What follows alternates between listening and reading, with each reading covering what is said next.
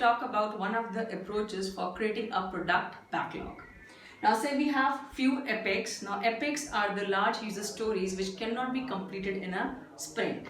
Now here we have epics which are denoted as a black colored box with lines, and user stories are denoted as the green outlined box, and critical user stories are being denoted as green outlined box with blue lines inside it. Now here epics which are denoted by E1, E2, E3 and so on and so forth. So the epics on the left side are of higher priority and epics on the right side are of less priority. Now say we have few epics ready. Now we apply the split patterns where we break the epics into user stories. So now this epic 1 has user story this, this and this.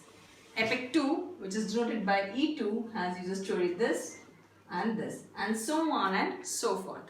Now once we have broken down the epics into user stories, let's identify the critical stories.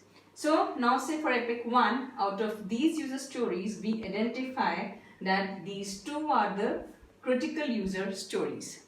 In E2, this user story is a critical user story, and so on and so forth. Now, once we identify the critical user stories for each epic, we can prioritize them. Now, these two critical user stories belongs to E1. This user story, critical user story, belongs to E2. These critical stories belongs to E3.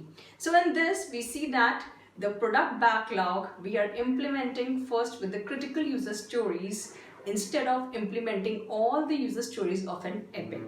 So it's a kind of identifying the MMF for your epic and then implementing them. Thank you.